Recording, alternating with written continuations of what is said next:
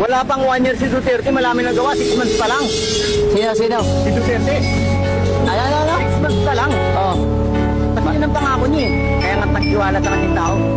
6 months, within 6 months, ang Pilipinas, babaguhin niya yung sistema.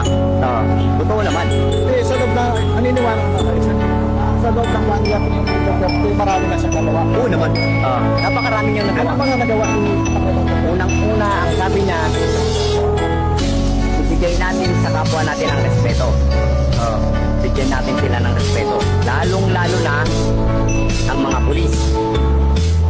Ngayon, ang tanong ng tao, paano pagkakatiwala ng pulis anak at tinapa? Yan ang lisensyadong kriminal. Sabi nga nila, diba? Pero, mangyayari yan. Totoo naman. Nangyari. Nga, ang ginawa niya, pinahugot niya lahat ng iskalawang at pinadala niya sa amin.